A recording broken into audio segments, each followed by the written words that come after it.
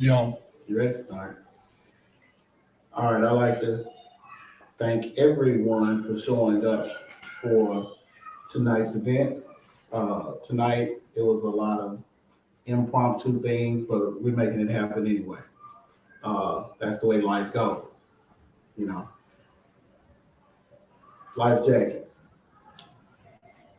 just my thoughts. It all was started on the move, on the move. So both of them were done just because there was a need that needed to be met. So just my thoughts podcast along with my boy Roy Dillard with the Life Jackets app. This has been meaning to happen for a minute. We finally got a chance to get it done. So this really, the fire was lit because had a thought about it, and I'm like, man, there's a lot of things going on, and we have a lot of kids that need help. They need help, and we need to be the ones to help them. They can't help themselves. You can't tell a child who's having problems at home that they need to talk to their mother or their father. You can't tell a kid that needs help with things going on at school that they need to talk to their teacher because that's where the problem lies. So they need a buffer. Here comes Life Jackets. Life Jackets is supposed to be that buffer. Uh, I'm proud to have Roy as a friend of mine. A lot of people use that word loosely, but I don't. Friend is a word that is earned. Roy has proven to myself and many other people that he is a friend. Uh, so we're gonna get this thing started. We're gonna have the bio read by Ms. Tasha. Come on in and get this started. Hi, everyone. Okay, I'll start by reading the bio of a really good friend of mine. Such an honor to discuss a person that is really good in the community and does really good work, and we love him dearly. So I'll start by saying that Roy Dillard, the founder and CEO of Life Jackets, born in Houston, Texas, the oldest boy of 6 kids. He was raised in the church and very familiar with who God is, but at the time did not fully understand the depth and love he had to offer. Talented and very active in high school sports with hopes and aspirations of becoming a professional athlete, which halted when he began to be influenced by the street life. This led to hustling and selling drugs. And in 1989, found himself in front of a judge and sentenced to 5 years in prison. At that time, he had no education, no positive role model to deter his focus and keep him from returning to the street life. So 6 months later, was back in the courtroom, now to serve a 30-year sentence for aggravated robbery and sent to Ferguson Unit in Midway, Texas in 1990. While in prison, witnessed a multitude of bad experiences: murders, injustice, slavery, mental and physical abuse from officers and inmates, which helped him to understand that this was not the life he wanted for himself. During this time, he was able to truly connect with Christ. Midway through incarceration, met a coach and a mentor named Ricky Hastings, who influenced him to reach for better goals in his life so that he can produce a better outcome for himself. Roy asked him, why do you work in the prison system and what was your purpose here? His reply, Roy, if I could help one person, then that's all that mattered. That's outstanding. Roy was eager and signed up to be his one person. At that point, he began to redirect and reboot his thought process, as he was now on a mission to educate himself and learn the necessary life skills, preventing him from returning to prison. Excuse me. He enrolled in college and studied psychology. He became interested in the human mind and understanding mental processes, and behavior. Fortunately, after serving 13 years of imprisonment, was released in January of 2003 with a mission, a new journey that involved a full refresh transition from a young institutionalized state of mind to now a spiritual, educated, and responsible adult man. He began to speak to the youth and young adults about life skills.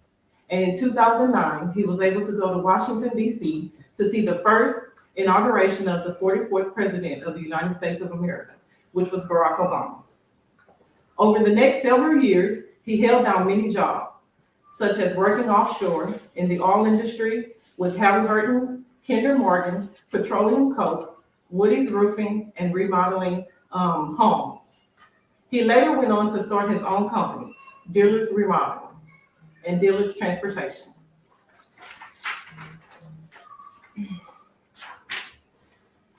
Be on the lookout for more to come from Life Jackets, the movement. You can add us on the following social platforms: Instagram and Life Jackets 101. I want to introduce to you Life Jackets. Please download the app. It is available on Apple and Android users. Thank you very much.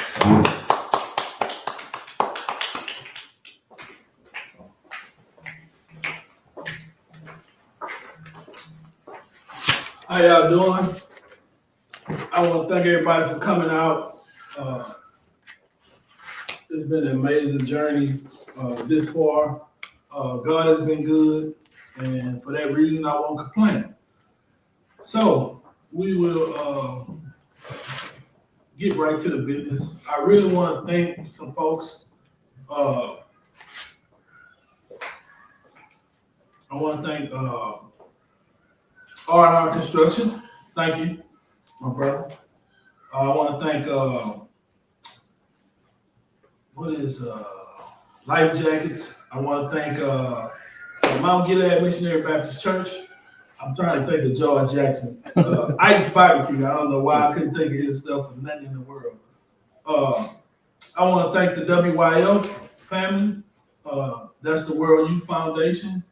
I want to thank Genox Transportation, because Genox Transportation is what helped to start all this. For a long time, I was just running around talking to people, kids, doing different things. People would just call me, "Hey man, you got a card or something?" And I ain't have a card, and then I was like, "Man, I just do it by word of mouth." And I started, just thinking more about my nieces and nephews. And so I had always had them with me. And for that reason, I later on went on to launch Life Jackets. Life Jackets came to me in a vision of how do I stop young men and women in my family going to jail, going to prison, for making bad mistakes. And so through my experiences, I realized that it's a lot of mental that goes along with helping. It goes along with our thought processes, what keeps us from getting in trouble and all those other type of things. The bad behavior, the mistakes, we truly become products of our environment. And so I started Life Jacket because I wanted to make sure that they had all the help they need, that you could call at any time and say, "Hey, I need to talk to you about this," and feel comfortable with talking to me about that, because I'm going to tell you the right thing to do in those type of situations. So along with my church, I began to put things in paper. Put my program on paper so that they could have something to see later on down the road. I then got a calling from God. And as I became a minister, it became more of my passion to make sure I left something as a legacy for my family. So God later on told me that this is not just for you. This is not just for your family. This was for everyone.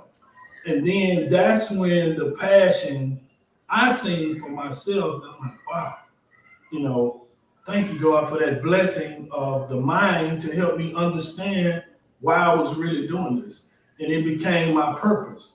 And so, in order to walk in your purpose and in order to share, it made me think back to when I was in prison and Coach Ricky Hastings.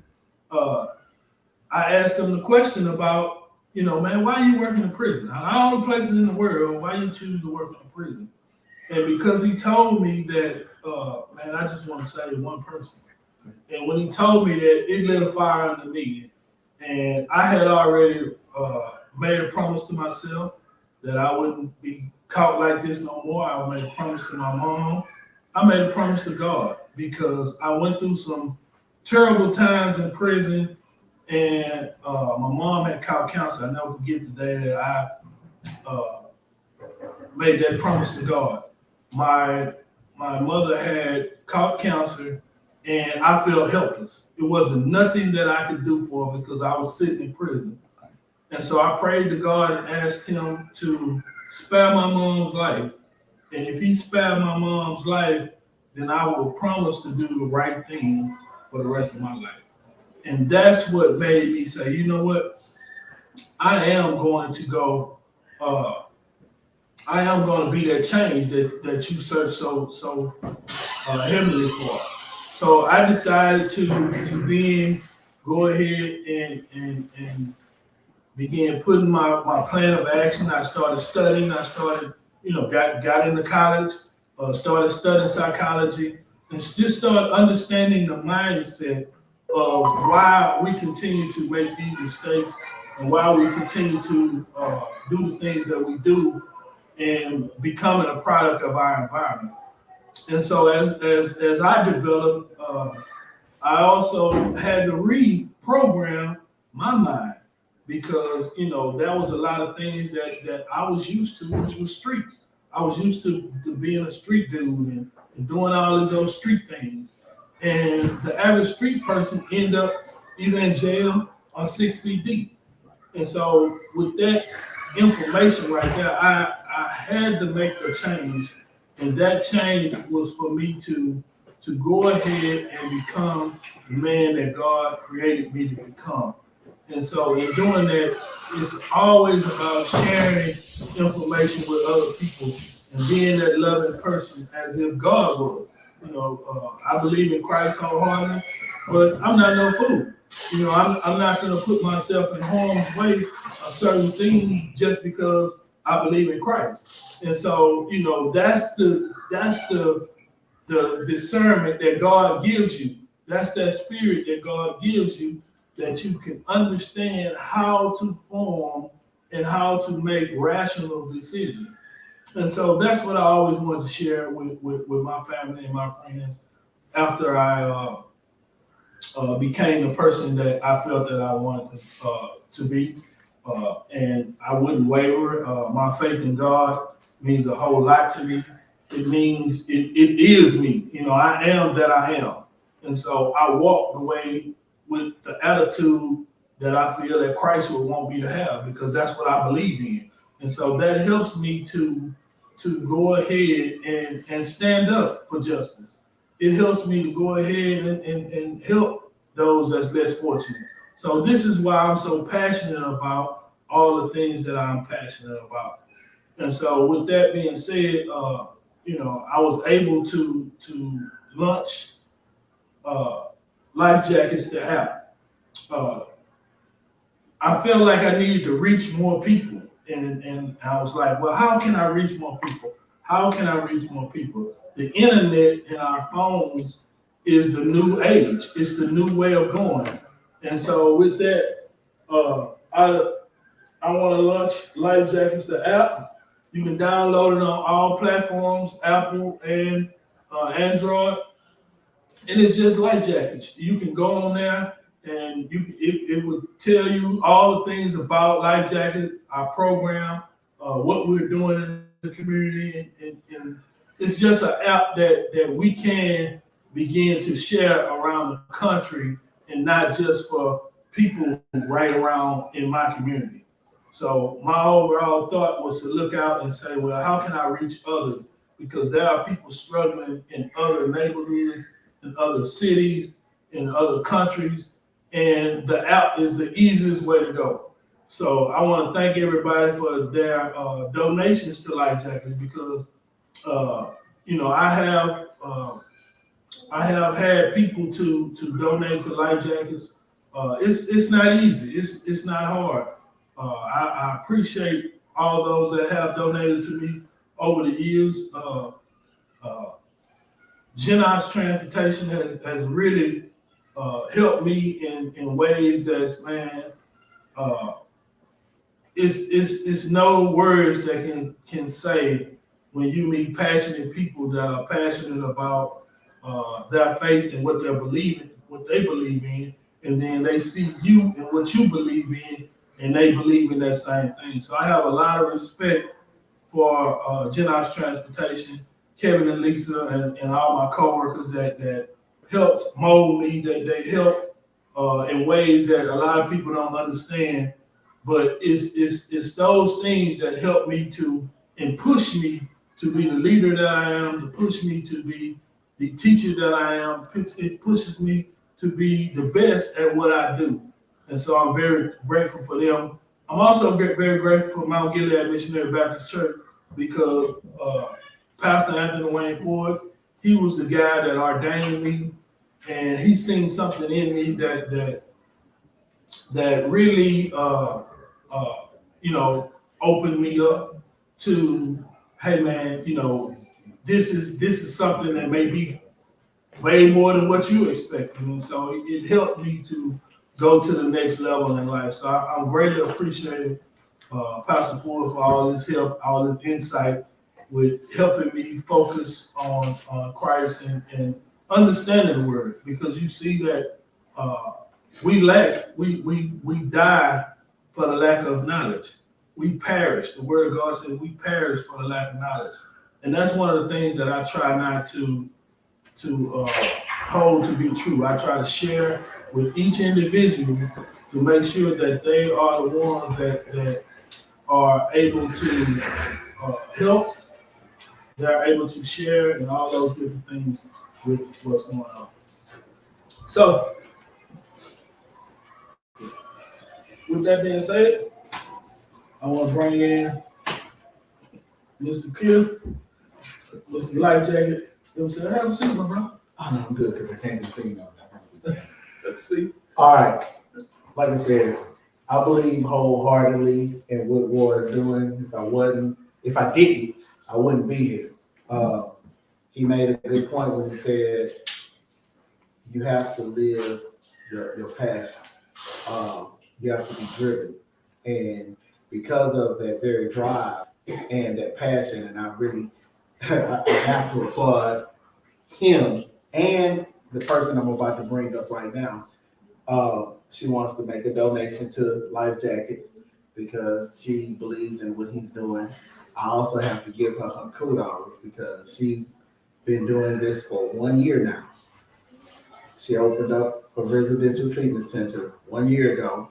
No real fanfare, what have you, but she is living her passion. She wants to make a donation, and I have to just give it to her.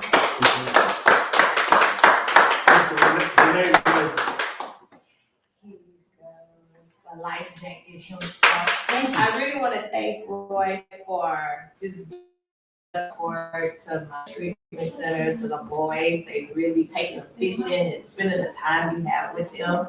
And I really pray that God continues to bless your vision, cover your vision, and nothing but success. Thank you so much. Thank you. Thank you.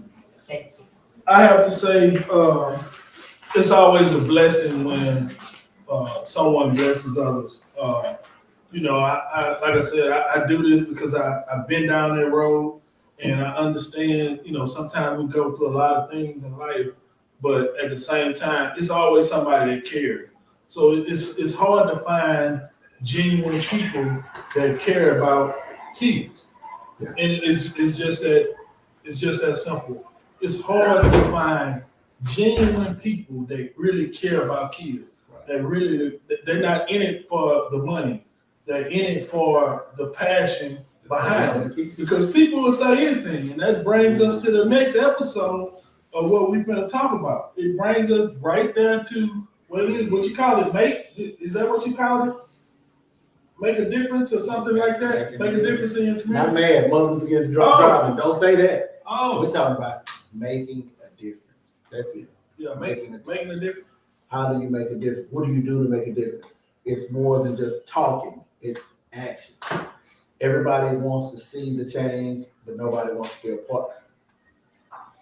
I'm not gonna say nobody, I'm gonna say people. A lot of people don't want to be a part of the change. They just want the change to happen. Well, change it doesn't happen without work. What they say, faith without work is dead. Yeah. So, I really have to, I gotta commend my boy right here. Yeah, and I didn't say my brother, it's my boy right here. I gotta commend him because that little old, this pamphlet, this guy right here is being used in many places.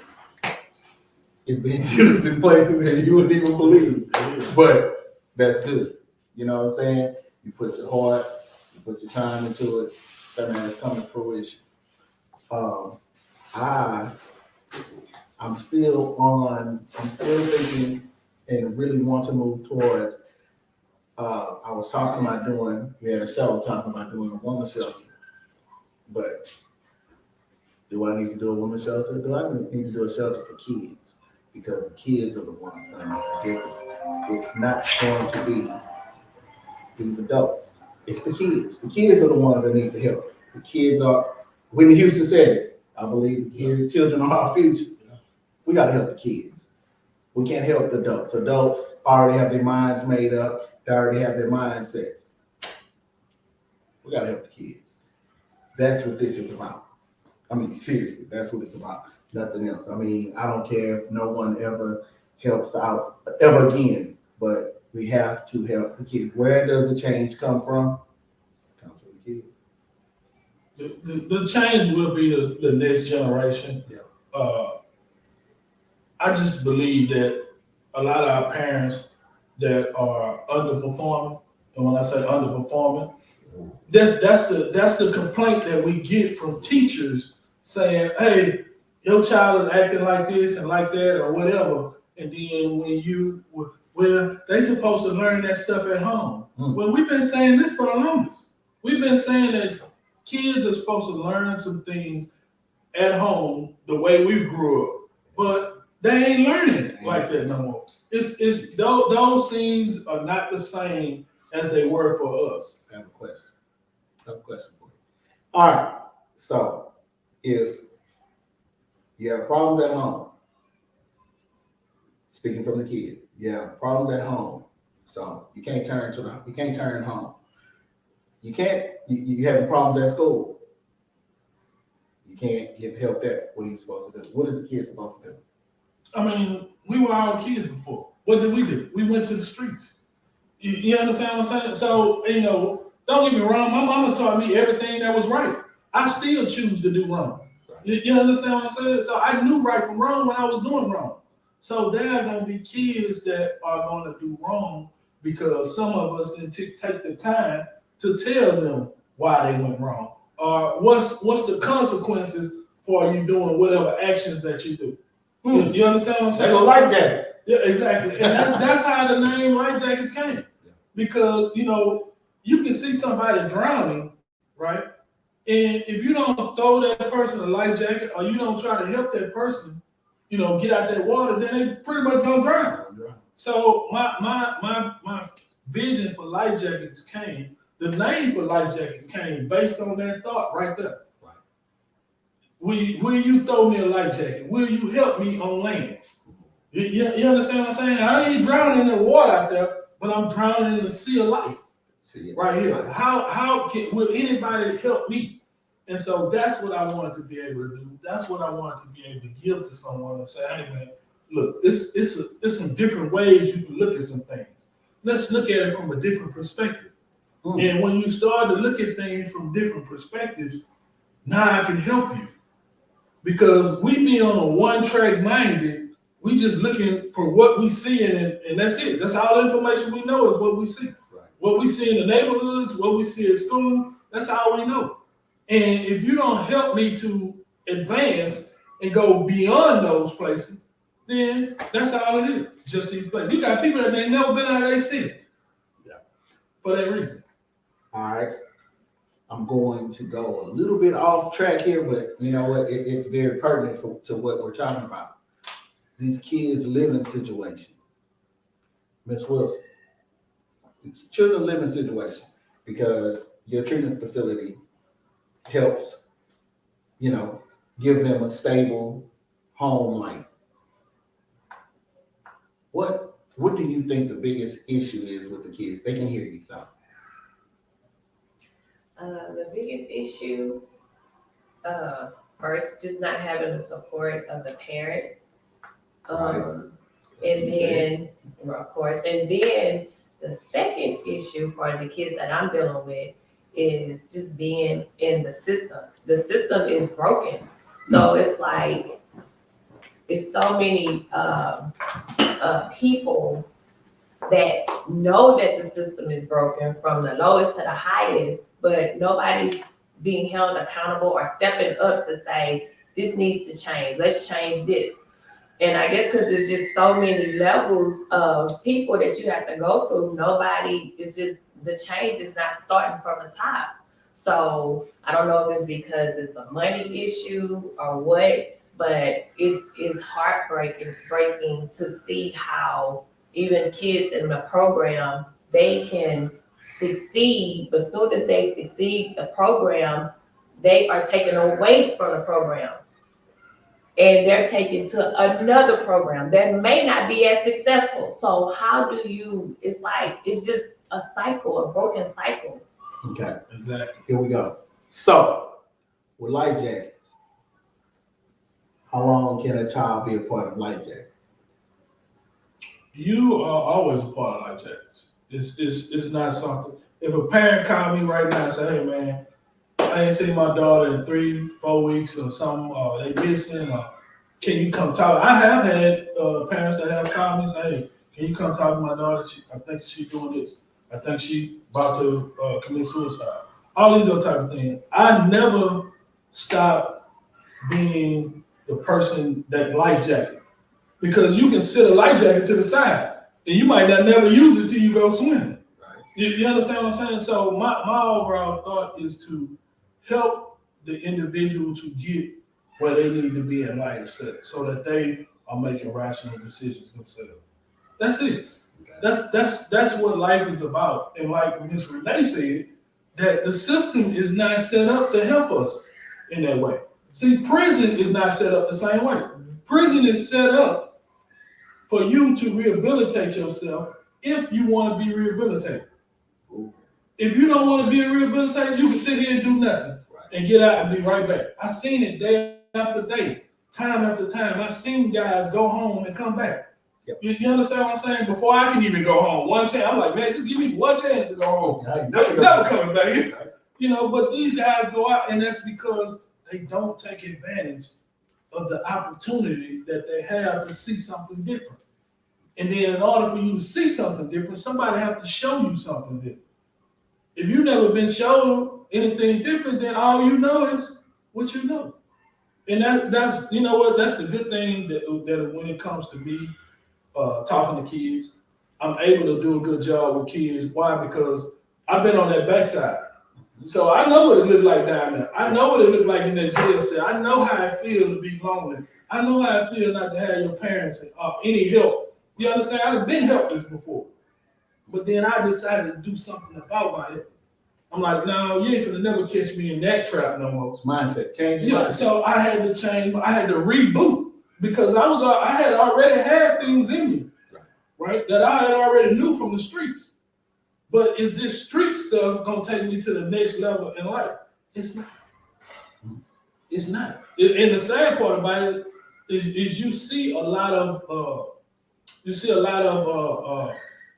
rappers rapping about all this street life stuff, and then next thing you know, They got killed, accidents, some type of, murder or something like, but you sitting up here rapping about the same thing that you were sitting up here saying you're doing, and they say, we at the funeral of the brother. Everybody want to cry in, everybody want to have, but we wasn't saying that when we buying all this crazy music. All this old thrown off, but when he was talking about shooting somebody, wasn't nobody saying that. But now somebody that shot him, now we supposed to be mad. You understand what I'm saying? So how do we change the mindset? Because our young people grow up thinking, this is what I need to be. I need to be a rapper. I need to be some type of dancer, some type of, some type of, we have to change the narrative for them so that they can see successful people doing successful things in all walks of life. Okay. If not, we're gonna keep doing the same. Exactly. Same result. The definition of insanity is doing the same thing, expecting a different outcome. It's not gonna happen. Man, it's so funny. It's like, for some strange reason, we push our kids to be athletes and entertainers. Why not push them to be engineers? Why not push them to be attorneys? Why not push them to be doctors? Why not push them to be entrepreneurs? Because right now, you have seen at least 3 entrepreneurs in your face. Mm-hmm. Ms. Wilson's an entrepreneur. Mr. Diller's an entrepreneur. I'm an entrepreneur. You can make it. I've heard a million people say, yeah, well, it's kind of hard to get out there because, I got bills. Well, you know what? If you show your child, because this is what happened with me. My dad was a horrible role model. But I'm being serious. He was a horrible role model. But what I did learn from my dad was that you get out there and try. God gonna lead you the rest of the way. Right. God gonna lead you the rest of the way. You do the right thing, you'll be all right. And I've been all right. Yeah, you have ups and downs, but you have ups and downs with life, period. Yeah. You just have to keep trying. You have to keep trying. You have to have someone to talk to. You have to have a buffer. You have to have someone. Roy just set up and told y'all, he did 13 years in prison. Let the news, if you pay attention to the news, if you pay attention to social media and all of that, what are the chances that someone can go and do 13 years in prison and come out, have his own business, also working I want to say 9 to 5, but it ain't 9 to 5 because he actually works longer than that. Because he also has to sometimes he gonna call 24/7, shooting out of town and all of that there. He's also a trainer for his company. So that's a lot of responsibility. But we're talking about someone who did 13 years in prison. But look where he's standing right now, shooting this stuff to you right now. It can happen. But you don't have, you rap? No, I'm not a rapper. You sure? You don't rap, right? I'm not a rapper. You dance? I might throw a dance, cut a leg. No, don't do that. Don't do that. But that's just showing you anything is possible. But what do you need? You need that life jacket. Yeah. So, man, I definitely want to commend all the folks that have been a part of Life Jacket. So there are a lot of people that's behind the scenes that help out. Like Ms. Tasha, thank you. Thank you, Ms. Renee, for being here. I got Anthony, I got Darren Coleman, I got Kenneth Edges, Dimitri. Mika Diamond. It's a lot of people that's behind the scenes that support Life Jacket, and I'm very appreciative of those things. And so I'm always trying to give them those roses while they're here. Miss Anthony, and so Mr. Forrest Cooper.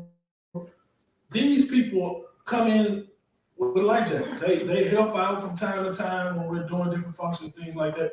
Even yourself, thank you, brother. Because it's about helping the next child, helping the next generation. Because if we don't help them, man, it's so many people that's just lost right now, doing whatever they want. A lot of people are losing their lives in the street, senseless gun violence, all this old type of stuff. And the only way we gonna have some type of effect on that is that we have to start with the mindset of the young people to get them to see something different. Man, I promise you, bro. Some of the best, I mean, real talk, even though we are in a pandemic, seriously, we're in a worldwide pandemic. Please don't get twisted and think that it's let up. It hasn't. It's still real. But they still have people out here doing and giving. Going out there on those weekends when we did those giveaways. Yeah. I'm talking about Backpacks. serious. Okay, It's happening. backpacks. It's Yeah, happening. It's nice out there, backpacks. man. It is. Me today, we just gave away turkeys for Thanksgiving, all that other type of stuff. There's a lot of things we're getting ready to do. Martin Luther King Day coming. Yeah, January. Not just that, we're getting ready to do some within the next 2-3 weeks. I think we're gonna do Toys for Time, Sheila Jackson Lee thing. So I've been doing that thing for the last 3-4 years with Sheila Jackson Lee, and so a man of my status, man, which I'm down here, but if I let my past keep me down, I would never be in these people's presence. That's right. You understand what I'm saying? And they never know it until they start, hey man, who's life jacket? Oh, I know you from this and that. Oh, I didn't know you had that. I didn't know you went through all that. And it's because I'm able, and I want to thank God for allowing me to do the things that I do day after day after day. Man, I have another question for you. come on with it. All right. How do we get into these schools and actually get to these kids? Because that's where I don't know, but I mean, just from an outsider, I'm thinking like the kids need help. How do we get to them schools and actually not get our hands on these kids, but actually be able to become an influence for these kids? So influencing kids, man, it starts with our teachers. It starts with our administration. We have to go in and volunteer. We have to go in and bring programs in and get them and catch them at that age where they're able to I won't say recess, but for them to receive the information. You know what I'm saying? The information is very valuable only if you receive it. It's just like faith. Faith is very valuable only if you believe. If you never believe, then it don't do you no good. Right. So we have to be able to give them all the different information and then trust that they're gonna make the right decision down the road as they continue to go through life. So I mean, I remember my mom used to always tell me when I was like 15, "Oh, you smelling your piss." And I had no idea what she was talking about, but she was always telling me, "You smelling your piss, you smelling your piss." And it was always because I would ask questions. Right. Well, psychologically, you ask questions because you don't know. And if you don't give me all the information I need to make the best decision with, exactly, because I don't know. How do I answer the right question when you ask me a question that I don't know the answer to because you never gave me an answer to? Right. You see what I'm saying? And that's what makes us run to the street because we feel our parents don't understand what we're trying to talk to them. Oh, shut up, just do as I say. All that old type of stuff. Those things. Exactly. And if we don't discuss it with them, how to make the decisions that they're making, then guess what? They go out and make the wrong decision. Now we mad. We mad, and then we get mad at the teacher. You understand what I'm saying? And so remember that made me think about Michael when he said that a lot of kids come up to the school and their parents come up here doing this and doing that. Well, what can you expect when the parent is? The parent has limited knowledge as well. Exactly. Question.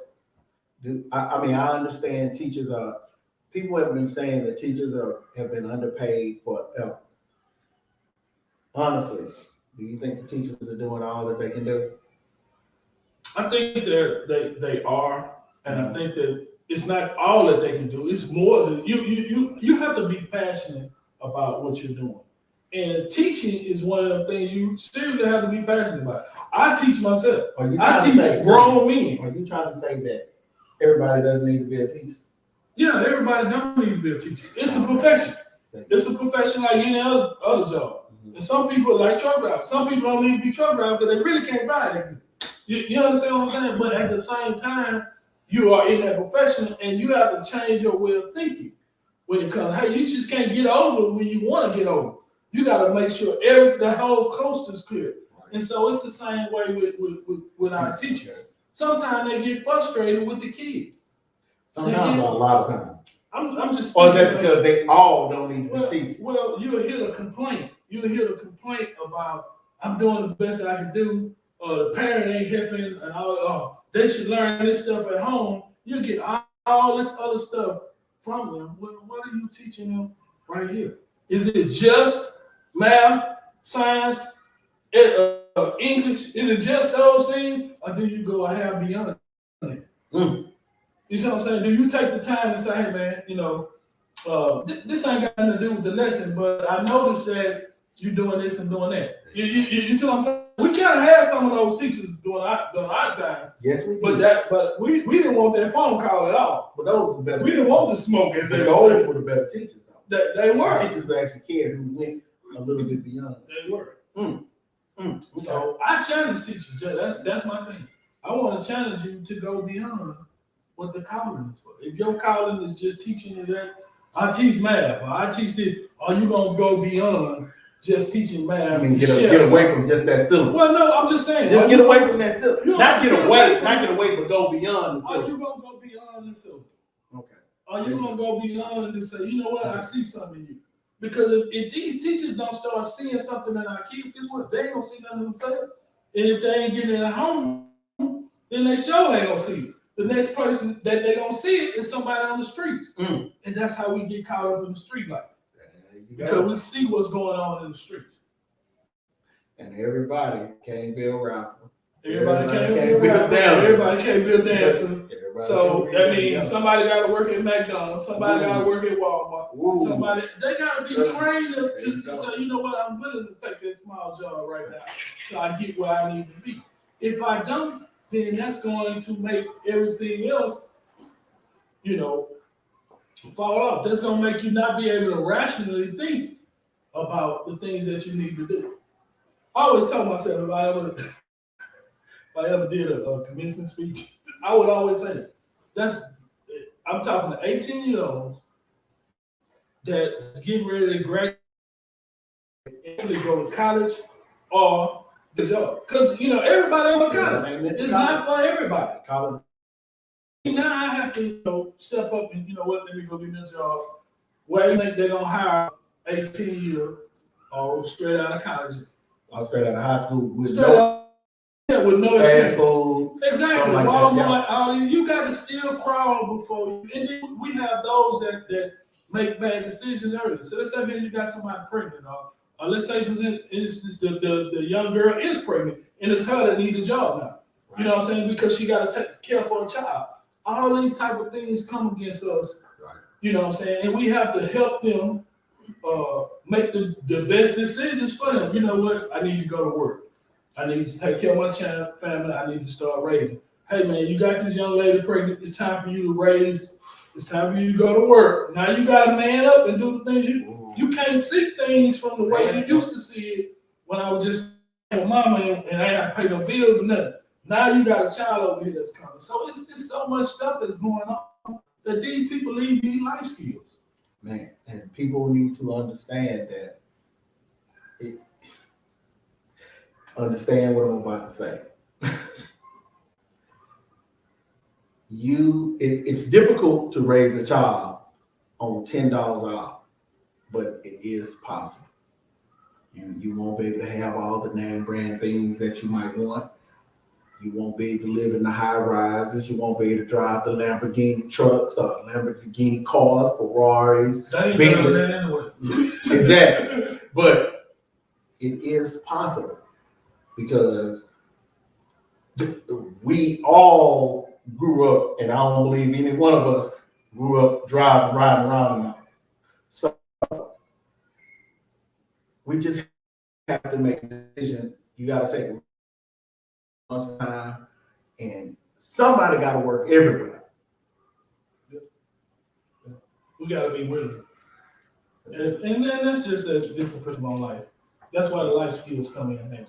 Just helping them understand how do I navigate through Life skills. this thing called life. Would you say it's not It's logical? not logical, it's psychological. And that if you learn to handle things psychologically, then 9 times out of 10, you're gonna make the best choice for you and your family from that point on. You'll start to make the best choice. It's just that simple. If we just go out there and start taking information or just making whatever decision we want to make, we'll find ourselves in bad places. Right. I just say it like that, bad places. All it takes is joyride. For us, it used to be joyride. Remember them days we just joyride? Come on, let me ride with y'all. And that's all it takes. You can That's a ride- felony. Exactly. You can be That's a behind felony. bars just by riding with somebody that didn't even know what was going on. So, All right. Check it out. I think we did a great job here tonight. I believe we did a great job. I would love to applaud my boy. thank you. I'm gonna pat him back right here. I'm proud of you, bro. I'm proud of you. All right. We're gonna do this, and we're gonna do this a little bit different. Bro, please, because I really believe we are in need of this. And you close out with a prayer. Yeah, let's pray. Dear Father, we come before you right now, Lord, just thanking you for the day, Father. We thank you for the opportunity, Father, that you gave us. We thank you for the wisdom. Father, we pray that anyone watching this, Father, that all those that are watching this are the information is helpful to them, Father. We pray that you continue to bless us, Father. And we want to ask you for forgiveness of sin, Lord, because we all have fell short of the glory of God. And therefore, with all that being said, thank you for an amazing journey, for my 50 years, for my life jacket, for what your purpose has been for me. In Jesus' name we pray. Amen. Man. Peace.